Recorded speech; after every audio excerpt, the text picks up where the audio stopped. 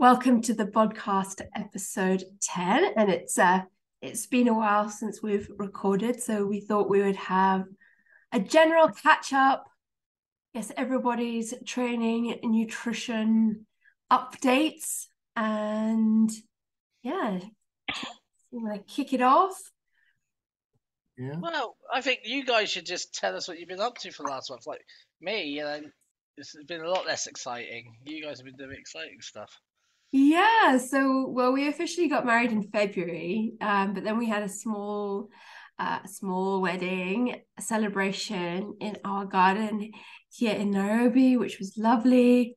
We managed to keep it to 34 people, which wasn't easy, and it was 35. It was such a nice day. The rain came 2 days before, but it didn't rain on that day, so Oh, it it's lovely. settled the dust, which is perfect because it had been so hot. And then we went to the coast afterwards for a honeymoon with some friends. And yeah, we got back week before last.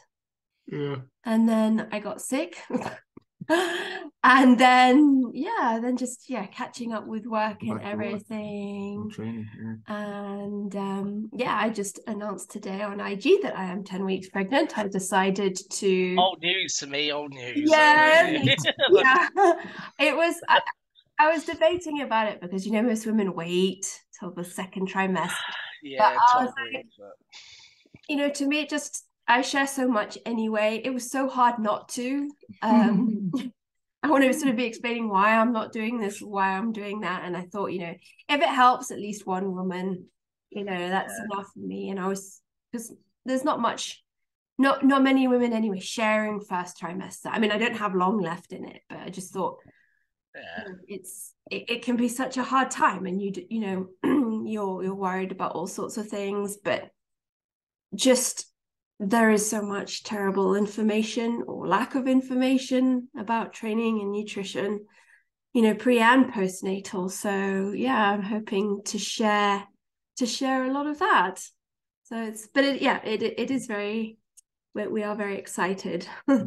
And because of my thyroid, that was quite worrying, because when I found out I was pregnant, I tested it immediately and my TSH was a 12, and that's really high. Like, for reference, it should be between like a 1 and a 2.5, and having Hashimoto's anyway increases your chances of both infertility and miscarriage, and having a high TSH. So I was really worried. So I started high dose levothyroxine, which is synthetic T4. So I take 100 micrograms.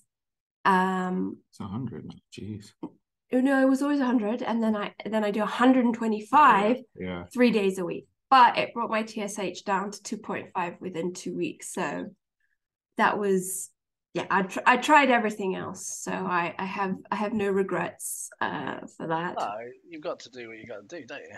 Yeah, and that's what it's there for. Exactly. Yeah, learn in the process, I guess. And I've recently been doing quite a few consults with women over blood work. I would say the majority of women who are postpartum are slightly either overtly hypothyroid, have Hashimoto's, or are subclinically hypothyroid. And it's just not a routine test. Yeah.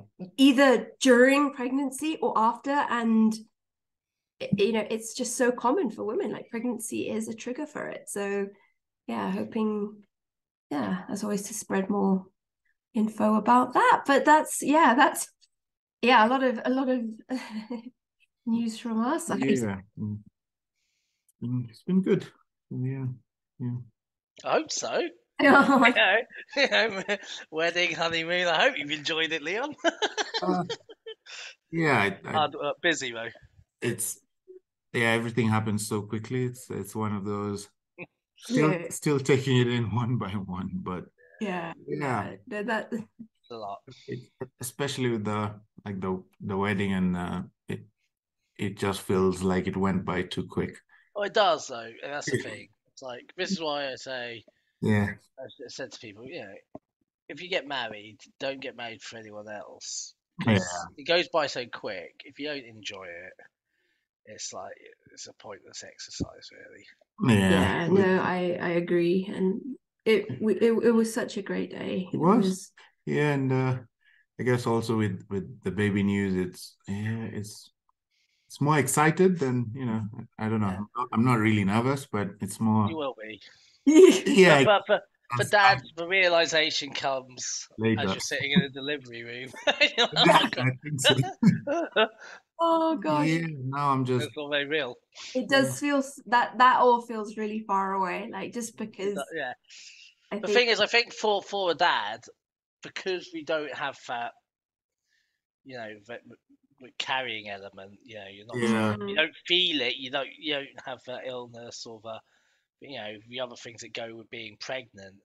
It does feel quite a distant concept until you're actually looking at a tiny human, and you're like, oh crap! You're like, crap. Life's never going to be the same again, and it's and that's a happy thing and a holy shit moment. It's like,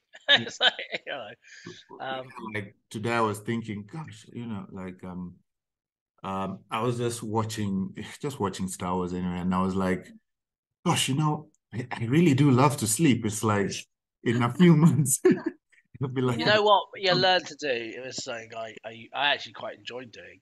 Yeah, I can only do it on weekend because of work, but nap when the baby naps. So what you do is you cuddle a baby, it'll fall asleep, and you'll just pass out on the sofa in a chair, and you just learn to nap everywhere.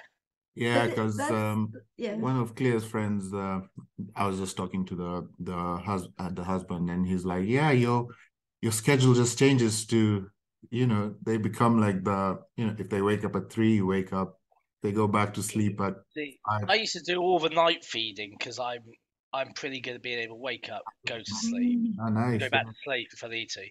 I won't. It's not like I'm gonna.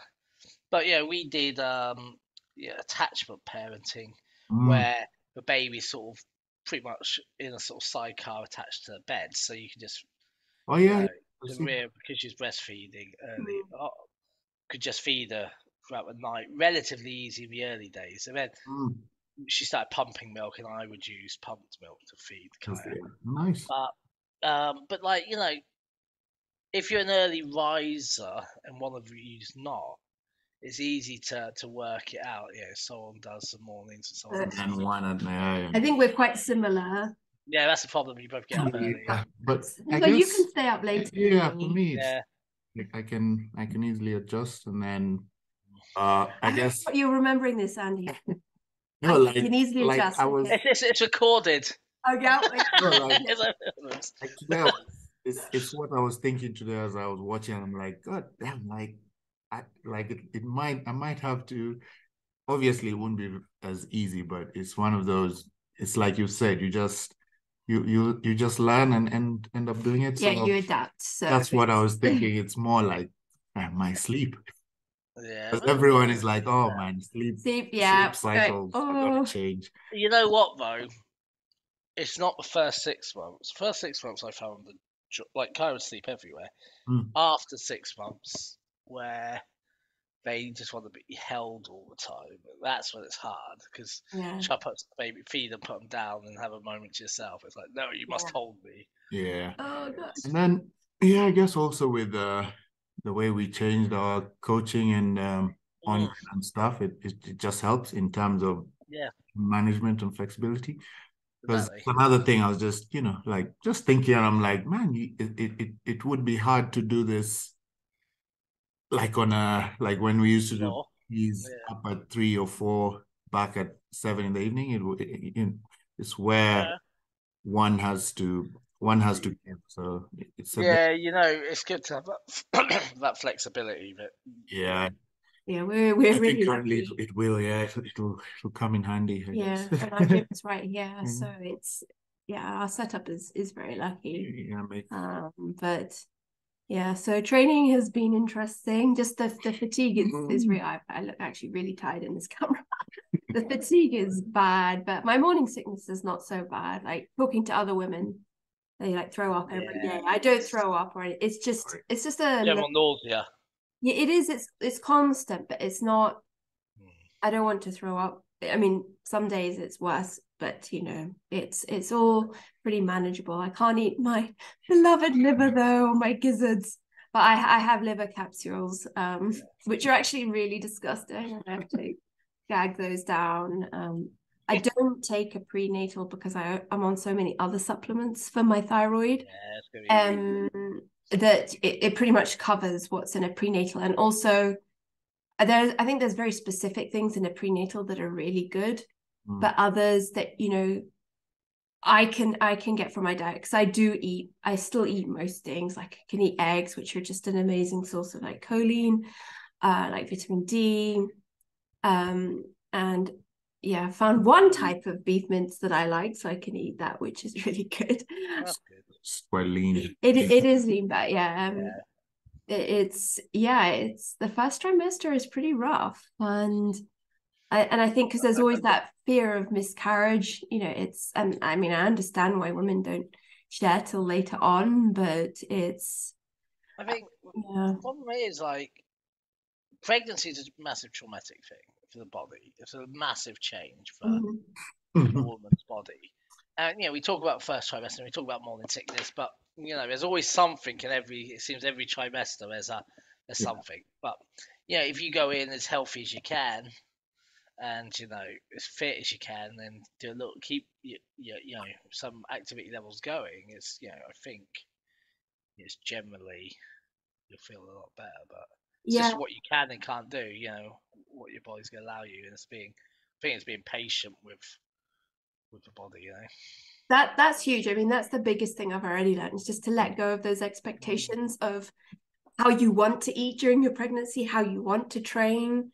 Like, you've just got to manage that around what you know, physically you can do, and then nutritionally know what you should be eating. Like, I've lost 2 kilos, but that's quite common in the first trimester, just because I went from eating over 2,000 to now barely getting 1,800, and like protein is really difficult, but I try my best to get at least over 100, and hopefully that will get better.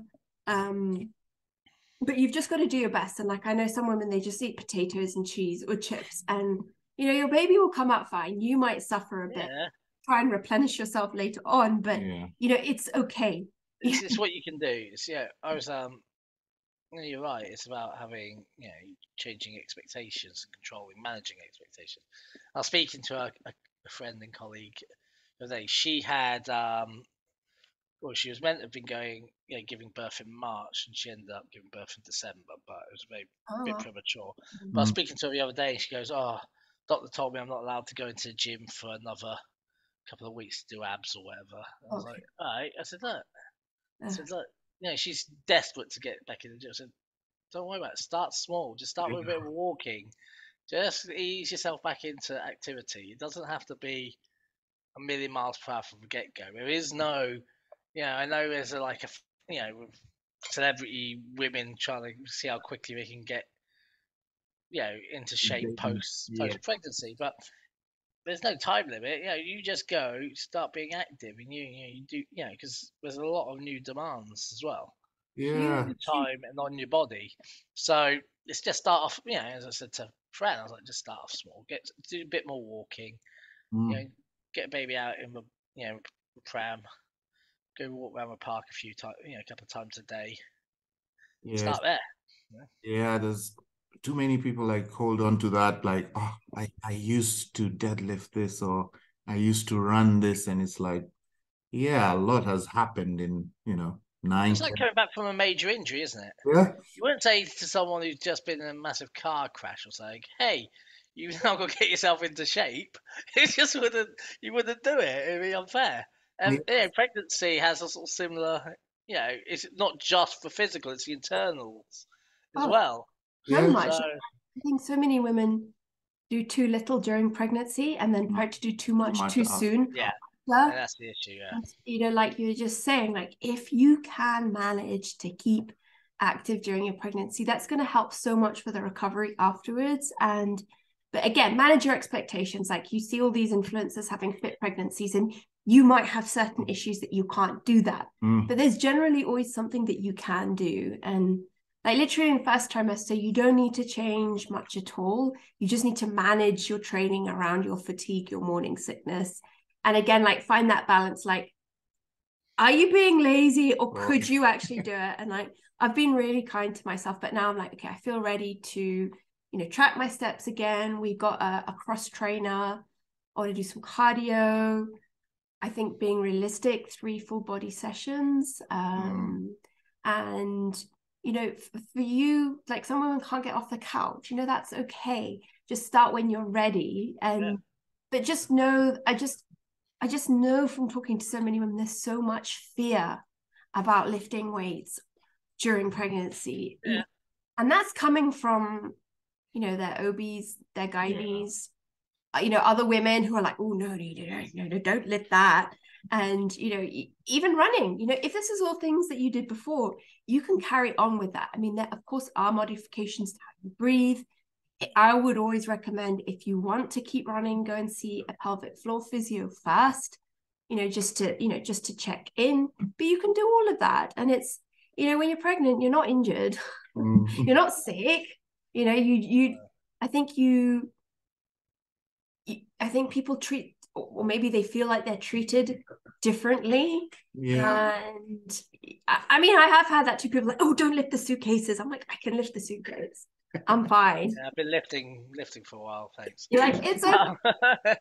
And it's just like that. I mean, I did have a small hematoma in my uterus, which I was freaking about, but my OB was like, it's actually quite common. I was just told to rest for a week, and it went. Yeah.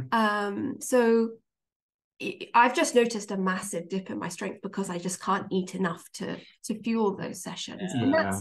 And that's so normal. You're not chasing PRs, are you? No, Nope. You're not. It's literally like, you're training you can maintain like some of your strength, and especially, well, hopefully second trimester when your energy comes back, you can push a bit more. But yeah, it's not about PRs. It's not about building muscle. It's about maintaining, and also working on your cardio. I think that's important because, I mean, your blood volume's increased anyway. You get out of breath easily, but I really feel like mine has suffered a lot.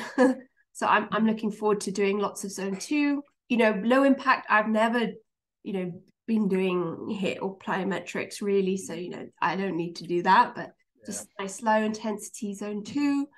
And again, like if you're someone who's worried, work with a trainer who is certified, who can make you a program, or there are some great apps out there as well. There's some great coaches you can get programs from. But I would just really urge you to try and stay as active as you can. It makes such a difference. The women I've coached, like say it was their second pregnancy and birth, they're like, wow, the difference is night and day between my first one, where I did nothing because I was scared or I didn't have the knowledge, to keep active. I think the thing is, with your, your OB, you got some of these old doctors, and they are old, most of them, because that's why they're consultants now with their own practices. It's that, the fact is, they're a little bit removed from, modern, new thinking when it comes to things like exercise. It's like what you say when we talk about nutrition and diet. A lot of doctors have very small inputs on this at med school, and an older doctors kind of had that a long time ago. So they will always err on the side of caution by telling you not to do anything because that's what they're used to. But reality is, it's not going to hurt you if it's something you've always done. It's like you always look at like rural nomadic women who, no matter what, they still have to go get their water or go after them sheep. It's just it continues the same as always. Life continues. It's not. You be more mindful, but actually, if it's something you've always done, your body will just adapt and allow you to keep doing it. It will. It is just so much mindset. I really find that, but just again, I think the fear that doctors put in you or other women, of because you are worried about losing the baby or hurting the baby, but you know, and that's where social media can be inspiring. I mean, as always, a double-edged sword. You see women do amazing things, but again, like, don't feel pressured by that. Exactly. Like CrossFitters in particular, I can't remember the name of this lady I follow, and she's incredible. But I'm like, you know, for me, that's not going to work. Yeah. It was Annie Ford's daughter. Yeah. Who was competing while she was pregnant. You know, it's like it's like you say, she's been doing it for years. Yeah, exactly. Probably a low risk pregnancy, no complications, because again, everyone's going to be different there. And you know, if you do have a high risk pregnancy, you want to be a bit more careful. Yeah, definitely. And if you're in pain, because that can happen, you know, as all your ligaments and tendons relax. And that's what happened to Maria. Like at 6 months, her pelvis started separating, and she had to go in a wheelchair. Last 6 months of her pregnancy, she barely moved because she got too much relaxing in the system, and you know, and her joints weren't holding together well. So like, that's really tough. If you've, you know, when you want to be active and like everything else is fine, but you just that's really hard mentally. Because you have women who get pregnant and then it's like, okay, now I'm going to start the gym, and then that's kind of not the way to do it. In fact, it's to keep to things your body gets used to. You know, if you want to be more active when you're pregnant, more than so, just start with the walking. Start with something that's very low impact and just increase your walking. Don't start up a new thing of trying to lift weights and learn how to brace your core when you're pregnant. It's not, you know. Yeah, you can always start. It's never easy. It's never. You can. It's not an easier thing. It's because your breathing is completely different. It's the opposite, and that's as for me, that's been very hard to unlearn. Yeah. But I've actually Sarah, the pelvic floor physio, sent me a message today. I'm like, I need to book in with you, and that's another thing. Like, and we've all of us have said this, like, get as many people on your team as you can, like, and I think a lot of people just see pelvic floor physios as like postpartum, but it's very useful to see them during pregnancy as well, so that you know they can, because for a lot of people their pelvic floor is too tight, you know, so, and especially when you get further along, you know, you actually want to relax it. So, you know, just having someone who can diagnose you, who can give you specific exercises. I mean, if you've got a pre and postnatal coach, they will give you some, but if you've not had a physical exam, you know, we don't know. And so it's, I'm excited to see her, which will be. I think it's quite interesting what you were saying about having to relearn the breathing because one first thing you learn when you're training is to increase abdominal compression. Big breath. Hold it. Squeeze. Look out that core, and it's the exact opposite because you don't want abdominal compression and. I challenge you to just do it for fun. It's so hard. So there's different ways that you do it. So naturally, when you exhale, your pelvic floor contracts, and as it contracts, it comes up and supports, you know, all your organs. So what you want to do is do the hardest part of the movement as you exhale. I find that very difficult. So all I do is exhale throughout the whole movement. So instead of like taking a big breath in, holding that throughout a squat, I'll breathe in, exhale, do the whole movement. And as you do it, you want to do a gentle pelvic floor contraction. So, but just try it, just for fun. It's really hard. Like you do it for a few reps, like you're really concentrating, and then you kind of let go. And do it and let me know how you find it. As the set gets intense, you completely forget. Well, it feels weird. Like you really don't feel as supported. It's very different. Like I said, especially if you are used to that big breath in, and like I definitely feel like I can't push as much weight doing that. Because also don't wear a weight belt. This is not the time for that. So it is a lot of adjustments. But apart from that, so it's the breathing and just taking out any direct crunches. You know, everything else you can still do. Like I said, generally tell people that keep it to an RPE 7. We ain't pushing things here. Nice long rests. I take 3 minutes because I'm so out of breath. Sets feel like cardio. And just I think really paying attention to how your body feels before you start. Like I've had really bad like back cramps, not even lower back, like mid back. Yeah. And I think that, I can really feel like if I extend my back, I can feel like all along the front stretching. So, I mean, even early on, there's a lot of changes going on to your anatomy.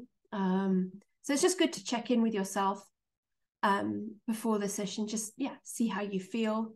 I often just do one set of everything, see how I feel. Some days are good, some days not. But yeah, I'd like you guys to try it and just tell me how you find it. Do it. Why not? Yeah, sure. It's just a struggle. I've seen you teaching it, and I'm like, this is like my brain can't. Let's just reprogram it. And you've also got to think, well, if you are trying to do it on the hardest part of the movement, you're like, oh, okay, what that's what is that? That's why I generally say, just if you can do the whole movement, it's just a bit easier. But it's there's so many learning things. But for me, I'm excited because I coach so many pre and postnatal women. I'm excited to coach myself. And and I mean, the same goes for nutrition. Like all the eating for two, things like that. I mean, your calorie needs are going to increase. Yeah. Especially like by 3rd trimester, you will be eating more. And I do want to start tracking again, just to make sure I'm eating enough, because protein is so important. And that's the thing I was going to say is you got to make sure you're getting your proteins. And it's just about making sure you're hitting your things like the essential oils, the right amount of carbohydrates, but making sure you're getting the right type. And there's a lot to. There's a lot to go. So up to mortality. Yeah, I'm doing my glucose daily because I don't want to do that like week 20 drinking sugar water thing. Yeah, I think now we have BP to check. Oh yeah, so I always fail my blood pressure because I have white coat syndrome. So we're gonna buy a blood pressure kit and just I'll do it here at home 3 times a day. Try to like average it out. And that's how I've always done it initially, because initially when you first start doing it, stress yourself up. And what you find is when you first wake up, blood pressure is generally higher. So, so therefore it's good to get an average reading across the day. So, gotta do. I mean, when I told my OB, I was like, I have a whole spreadsheet. I take my weight every day. I take my temperature. I got all these notes. She was like, okay. I was like, got my blood glucose. It's like this. You enjoy this stuff. I was like, now I can have blood pressure. For me, that's not an issue. I'd rather have all that info, because I always find like these one-off tests are not very useful. Like doing a one-off blood glucose test. It's not really telling you any. It doesn't tell us anything. It just tells you at that point. Kind of same with blood pressure. So there's so many factors. You could have had a stressful drive over there. You didn't sleep well. So I'm a person of averages, and I love my information. And I love having all that info to look back on, and just it's so interesting because like as soon as you get pregnant, after ovulation your temperature increases anyway, but throughout pregnancy it stays high because of all the progesterone. So it's just been interesting seeing that. And we've got a lot of blood tests coming out. You've got to check for all the HIV and antibodies and all that kind of stuff. No, what was that? Ultrasound and Yes. The ultrasound's a fun bit, like when you get the 4D ultrasound towards the end. Yeah, no, it's like just initially now. It just like a lot. But it's amazing, like just in 2 weeks how much it's grown. Now it has arms and legs. It's crazy. When you're looking, you got one of the books where it's got like, oh no, this happens. Today it's the size of a tangerine. Or I need to get one of those. That'd be so interesting. Oh yeah, I guess like you said, I think it's so interesting hearing it from your guys' perspective, because like I mean I can't feel anything, but you know, I know I have other things. You know, you can feel your body changing. Yeah. I think for guys it's like different. What Leon find is it's easy now, as in, yeah, he just has to support you. But when the baby comes along, that change of routine can really throw you out of like your training thing. You know, you're a lot more tired, and it is easy. And I speak to a lot of, like, I coach a lot of, you know, dads and first time dads where getting back to training after struggling so much with a baby. And I have a few clients that have young, like, you know, 6-month-olds and things. And the struggle of like, oh, she's not sleeping well this week, you know, or, you know, whatever it may be. And you go, well, okay, that's not, you know, let's not over, you know, stress. Let's bring it back, give you a bit, turn this into a deload week because you're not sleeping. Yeah. See, hopefully next week will be a bit better. And it's just adjusting, and that's the thing, you know, that's what you'll find, because, you know, you suddenly kind of thrust into it, and you try, a good dad's going to try and do what you can do, but it does throw you out of a routine, and people were very like the routines, and it can feel a bit, you know, it can make you feel a bit lost initially, just being out of a routine, especially with someone who needs routine. So I think, generally speaking, because I love routine. Like, exactly. I think if you train, you generally love routine. Yeah. I think learning to be flexible with that will be a real. And that's the hard bit. It's having a routine that's able to be flexible. Yeah, I think that doesn't change for the next 18 years, because, as you'll know, for me, it's like, you know, suddenly you've got a school play to go to, or you've got to take your kid to a club or something, and it's like, oh, that's when I would be training. Okay, right, so if I train at this time, I can fit that in and go do that after. So some days you just have to switch it up, and you know. Yeah, I think that I can say there goes the sort of bodybuilder mindset thing, where if I take my pre-workout, it means I have to train at this time. It's just, you know. I think you'll have to let go of optimal everything and just do for like. If I get time in the evening, that's it. Yeah. Train in the evening. If it's early morning, so yeah, it'll be interesting, because I've pretty much all my life, even when playing football, there's been like, I've had that routine. Training is at this time. This is when I'm eating. This is when I'm doing my jogging, whatever, studies. So from football to bodybuilding, I've always had some kind of routine. So I guess this will be routine, just Well, the thing is, you can still have a routine. It just becomes a very flexible one. As in, you have blocks of hours in a day, and you're like, well, I can move that one to there, and move that to there. I can then do that in the middle. And I guess, you know how you have your pyramid, you know, your training, nutrition. Now there's a new layer. The bottom layers, like child, and it takes up, that's the most important layer. And that's just reality, you know. Everything. And everything comes now on top. And go on. Sorry, this is going to talk about sleep, because I think, you know, never, you know, you're not going to be having optimal sleep as a parent.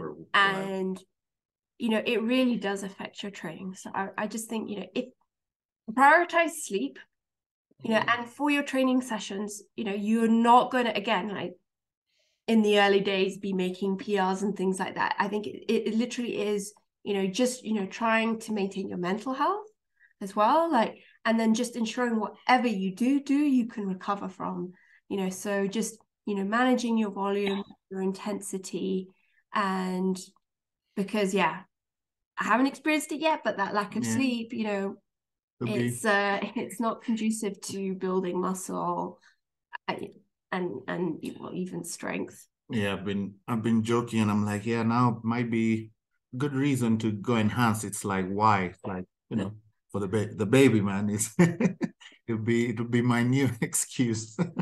Get smashed, get massive just before baby comes out. Yeah. And then Leon's like in a deficit. He's going like shredded for the baby. I'm like, get on there, you know. We'll go opposite ways. I'll interesting. be adding and then I'll be It's shredding. gonna be strong to have a baby in his arms. Yeah. Drop it. Well, it's really fun. Spend some time with friends who've got small babies, and they just lovely on, because his arm is just like so perfect.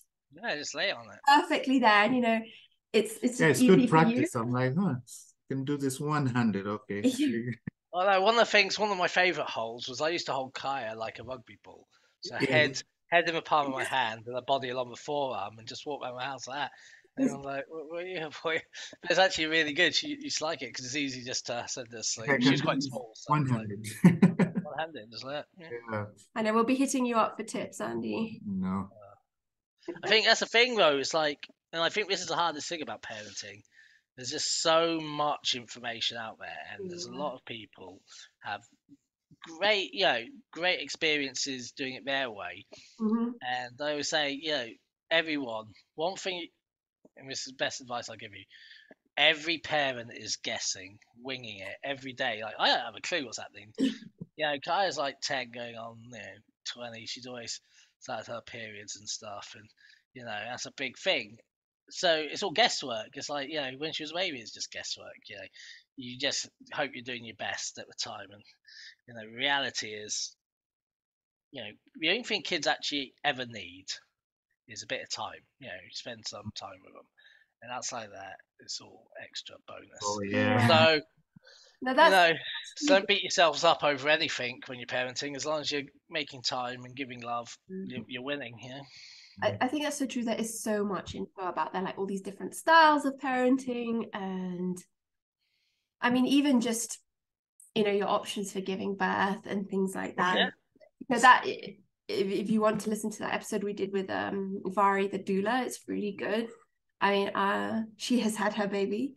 So I think she will be working by the time, because my due date is November 3rd. So I definitely want a doula, and it can just be very overwhelming. So I think, I do think that, during pregnancy, like, be as informed as you can. Because I also know some people who just, I'm scared at how little they know. And I don't think that's a good thing either. Like, you should know. Yeah, I think, but then again, some people, ignorance is bliss. Mm-hmm. And it really is. I think you should know. Yeah. I'm someone who likes information and likes to know everything. But for some people, it's, more information you take on, the scarier it gets, and stress increases and cortisol increases, and there's a downside to that. I think it's just me thinking. Everyone being different. As long as you are flexible with how you have a firm plan of how you want to do things, but be flexible within that plan. Yes, because as I always say, any good plan, no plan survives first contact. Yeah. That's that. I think that's so true. Like even your birth plan, like you may have this, that, or the other, but things will go a different way. We talked about that a lot in that episode. But just I think that there is a level of ignorance that is detrimental. Like thinking, oh well, I'll I don't want things to get damaged on that. I'll have a cesarean section. Like, that's a major abdominal surgery. But there's a lot of a lot of doctors that will just. I know one particularly very popular OBGY in Nairobi, who she has very high rates of C-sections. And the reason for that is it's easy for the doctor. You earn more money. Yeah, it's like double. Yeah. So, and I know plenty of women who've had elected cesarean sections just so they can say, I'm going to have a baby on that day. But you're right, there is major recovery. But I know women that have had, first baby born by C-section, second baby by C-section, because they were happy with the recovery.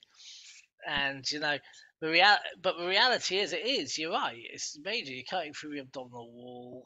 There's some scary stuff going on there. Recovery, but again, if you are someone who has to have a C-section, don't be scared, because lots of women have had them, and you can recover. It is just going to take a little longer. And it's not a failure if you have to have one either, if you're someone who really wants a natural birth.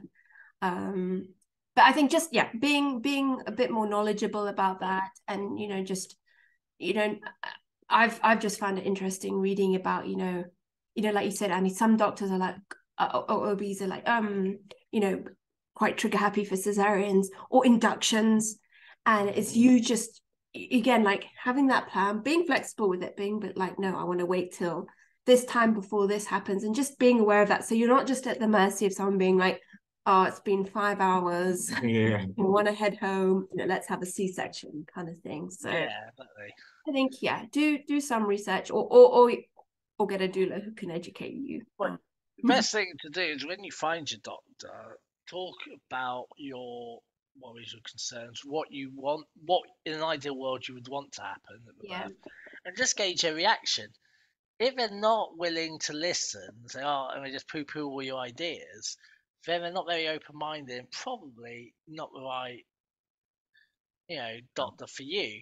Yeah, if they listen and go, oh yeah, we're looking into that as you come, a bit more receptive, then great.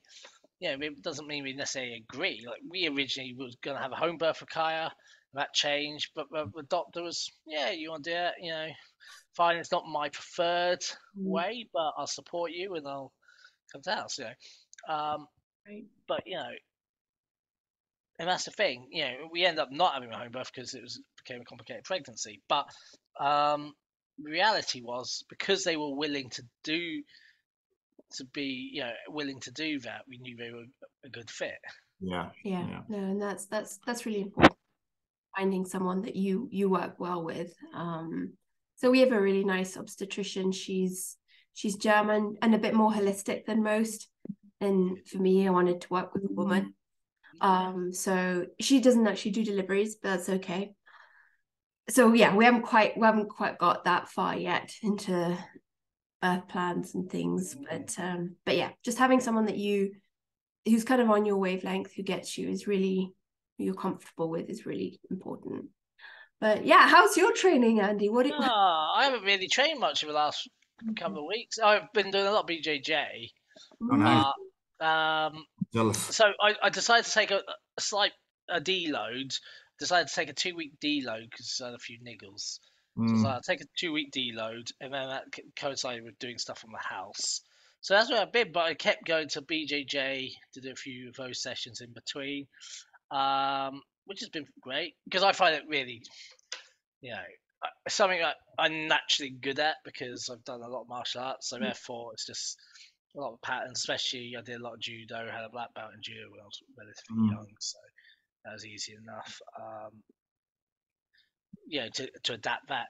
So so that's going well. I might compete in June.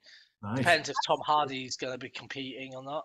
This is a federation he competes in. So I just might although he's wouldn't be a white belt, he's a blue belt, but realistically, I've enjoyed it because I've been taking Kaya, and it was one of those things where I might as well do the adult session after and see. But I'm going to take back up training this week, get the house out of the way, back into the gym, do combine the two, a bit of BJJ and training. We'll start working on cutting, getting shredded. Probably just so I can compete in BJJ at a lower weight. The reality is going to be, so and we'll go from there. But I've been enjoying that.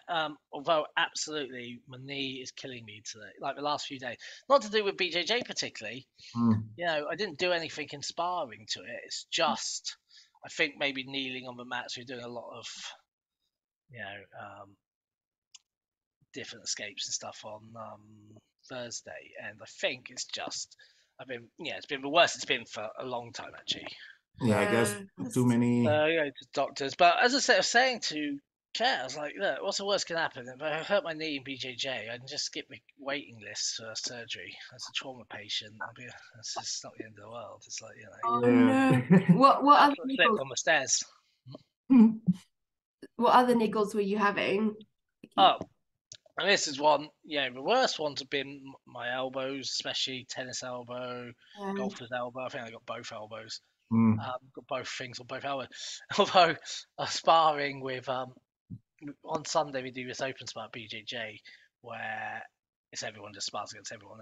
And I was sparring against a coach who's Seb, who's a world champion. He's amazing. And sparring with him. And the stronger you are and the more competitive you are, the harder he goes. So he got me this flying armbar thing, and we heard something pop in my elbow. Oh my gosh. I was like, he goes, sorry. And I looked at it, and it felt fine. Bicep was still attached. I was like, there's a little bit of bruising in the elbow, but I was like, I don't know. My elbows are just bad at the moment. But that's actually been fine. I can straighten, but like I've still got these niggles in my elbows. So probably BJJ. Yeah. It's probably not the best, but it is. Yeah, a lot of flexing for you now. Well, I tried to tap. Generally with BJJ, in training, I tap quite quickly on things like arm bars and stuff. Yeah. But because it was a flying one, we didn't have a chance to even, like, he sort of jumped up, swung his legs around and pulled my arm straight down with his body weight. I was like, yeah, okay. All right. I'm like,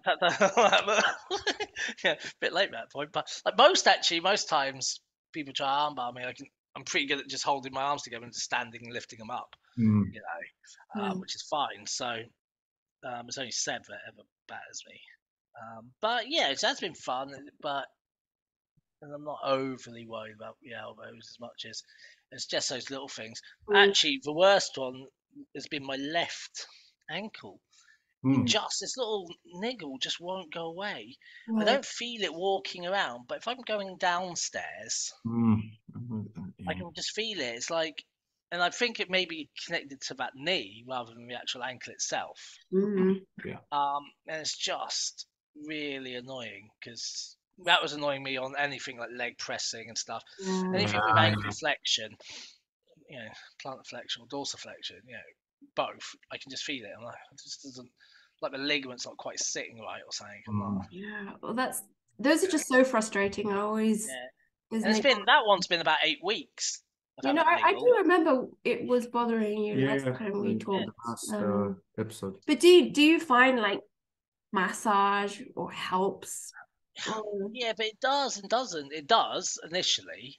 Yeah. But like within an hour or two, it's back.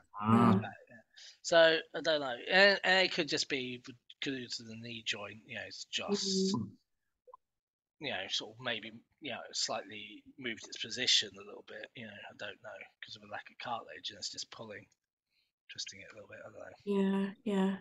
We'll see. Well, I hope you can get it done soon. Yeah. That's the whole thing. That's not even that knee.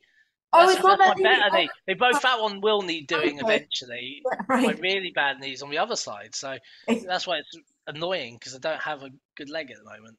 It's like, well, this one's not so. It's not like it's sharp painfulness. It's just this constant. Like you got a slight.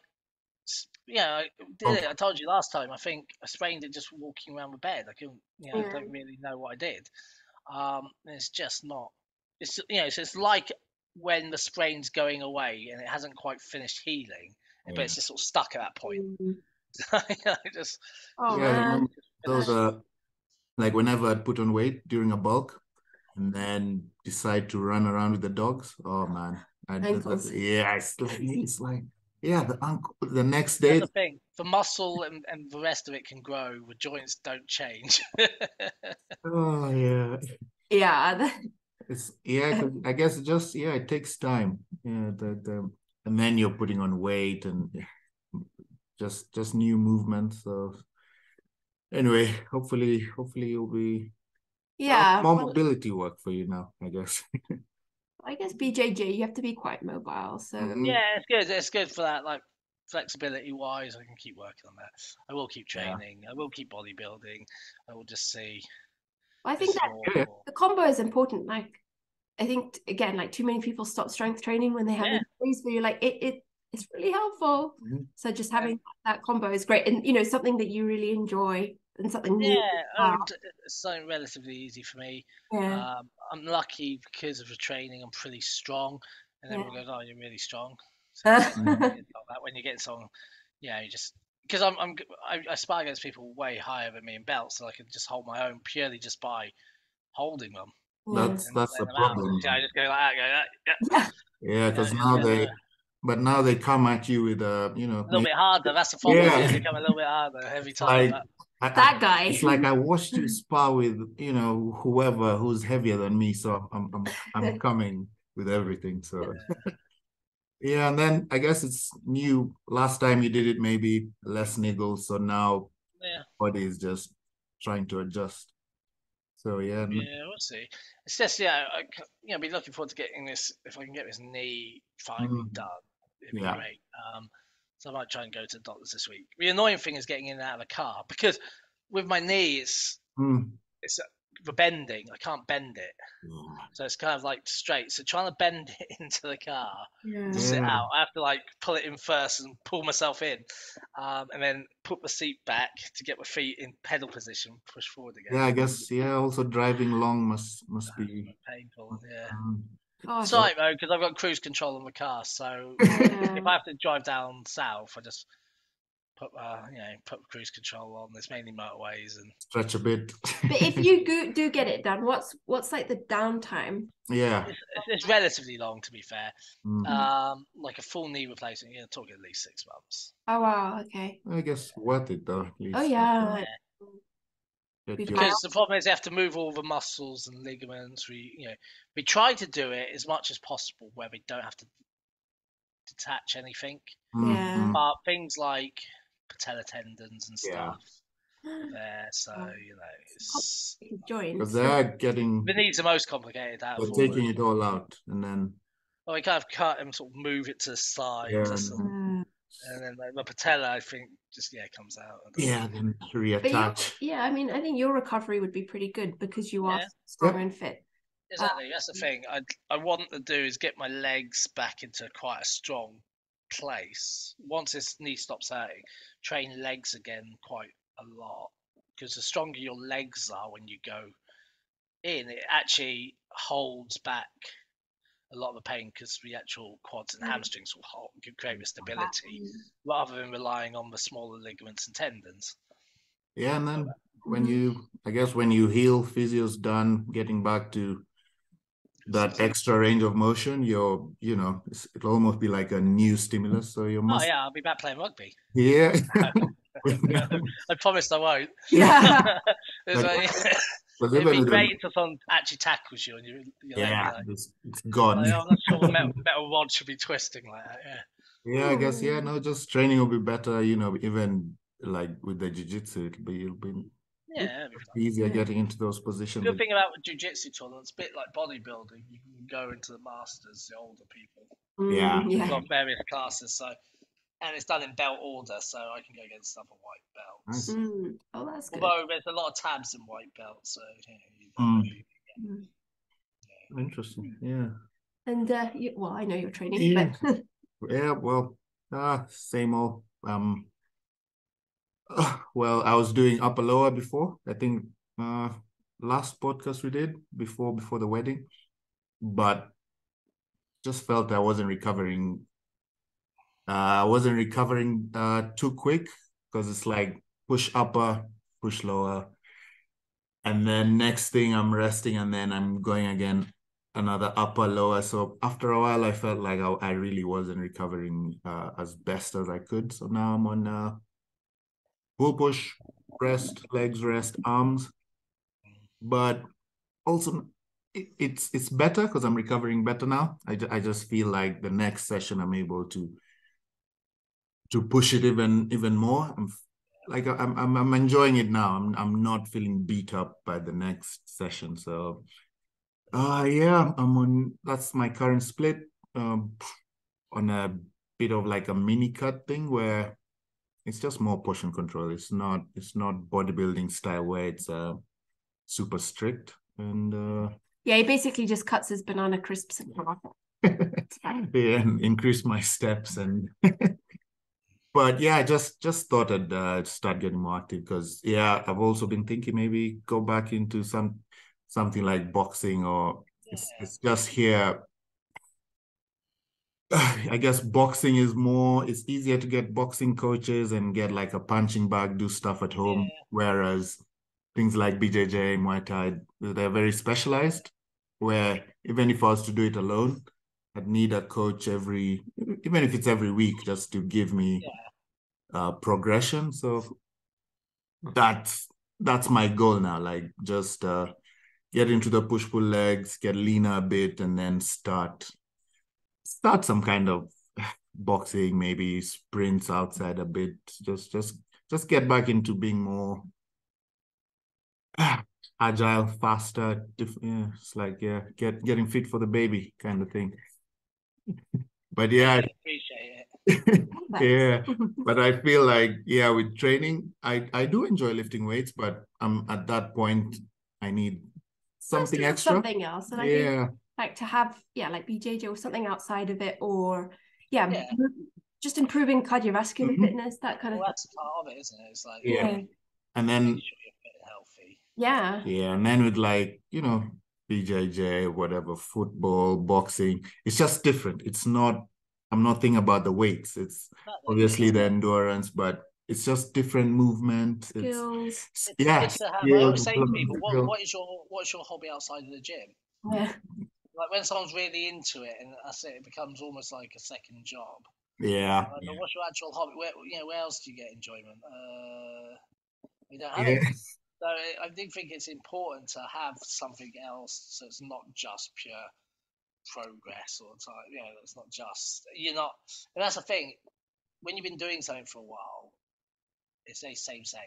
Yeah. You're getting big jumps of progress. So it's nice to have something that you can progress a little quicker, just to give you that, so you don't have to worry about it with the muscle side.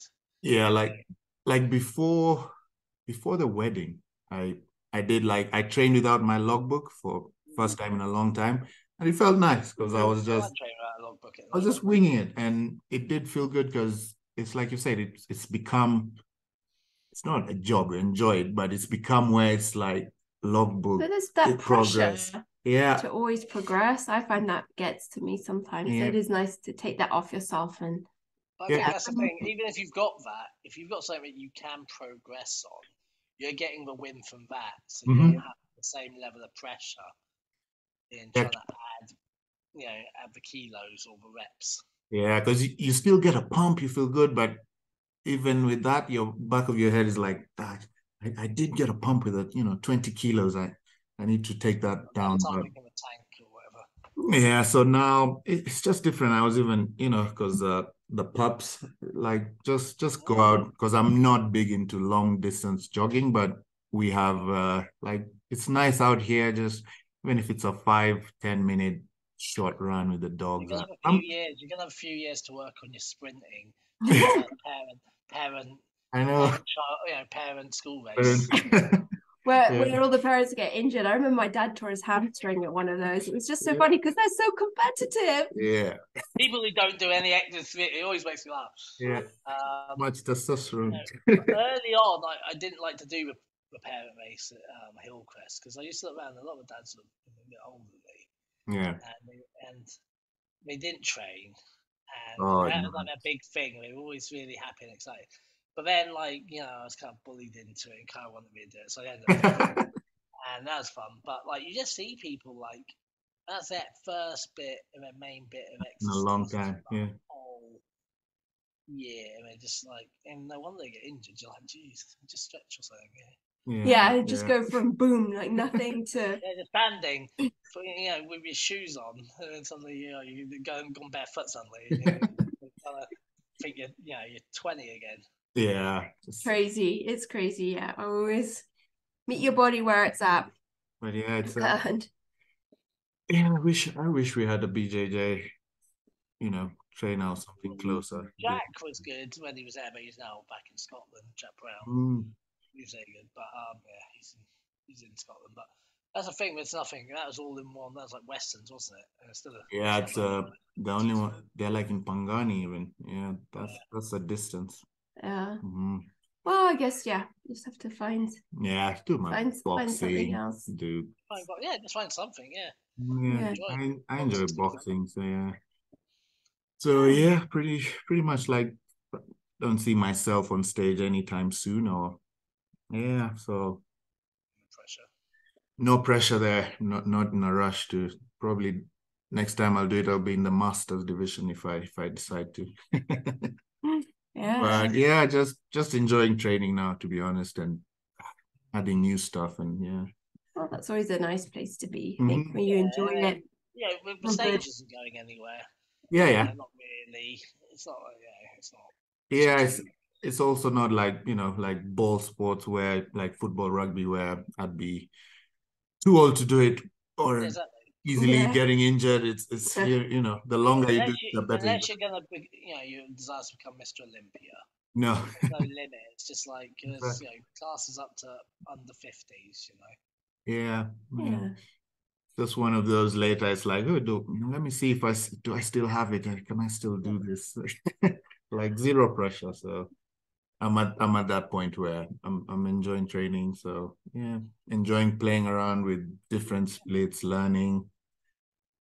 Just so new things to even try with clients, and yeah, it's just at that nice point where training is good, coaching is good. So I'm not really trying to do anything too different, too crazy.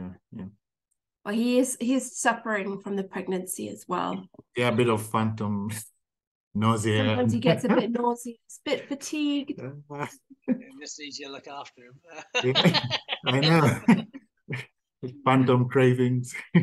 Well, talking of cravings, I have to go pick up my sushi now. The one thing this is a problem though. Like, pregnancy weight gain for men is a real thing. Yeah. Because as you see your partner eating a little more, I mean, she gets cravings. You're like, I'll have a bit there. Yeah. I could eat that. Yeah. I'm gonna have a little bit there. You're eating more than you're meant to be. That's why I'm on a cut, which is actually a maintenance. So extra food from her, and it's like, yeah. Oh well, we're not at that stage yet, so yeah. I'll be watching you. But yeah, it's good. So yeah, one day at a time. No. Yeah, that is it. Yeah. Well, I think that's a good place to wrap up. Enjoyed our catch up, but I really do like your guys' input on pregnancy and dad's pregnancy weight gain and think it's you're both in this, and it's difficult in different ways for for everyone, and like you say, because I'm carrying it, but that's, I guess it is hard. Biological changes. I think I did a post on this, or we discussed it before. Men's testosterone during a partner's pregnancy, drops. But biologically, we reckon that's because, and I don't know how true this is. If you look at more studies, but they think it's so you're not so aggressive when the baby comes along. It's like to make you a bit more docile as a parent. I thought you were going to say so that you're less of a sex pest. Exactly. Yeah. Both. But no, I think that's really interesting, actually. Yeah. Evolutionary thing. I don't know how true it is. Yeah. But it's something I read. There is studies on it, but I don't know how big the samples were. Yeah, it could be an evolutionary. Just one of those things. Just see Leon crying because he does a blood test. His testosterone levels drop. He's like, quick, get on TRT now. Yeah, exactly. Check me up. If I probably do another just another test, test blood test. Yeah, and then a few weeks just to see if we'll test you halfway. Could be. Yeah, that's something. Yeah, it could be. Because evolution sample of one. Yeah, some things evolution can't explain. It would be interesting. It makes sense. A nice, more docile parent, not like they reject the child. It does make sense, and I guess all the lack of sleep and everything as well. That's probably more likely the stress of being a new parent is actually what drops your testosterone. Time to contact Dr. Dean. Yeah. Exactly. But it's interesting. See the numbers, because I still have my previous tests here, so I think it's fascinating. And I mean, even sorry, going on here, but women's blood work changes, so many markers change during pregnancy. It's really interesting. So quite excited to do blood work. Yeah. Well, it's always new knowledge anyway, so why not? Yeah, and not to freak out when certain markers are high, because that is just what's normal during pregnancy. And if you didn't know that, you'd be like, ugh. Yeah. Anyway, I'm going to pick up my sushi. Not fish, vegetarian. Probably Fish have moving, rice doing and house stuff and moving house. You guys gonna have a good sushi. yeah. Eat some hot cross buns. It being Easter. I always think of you, Andy, because Green Spoon do their hot cross buns. I can't. You know what?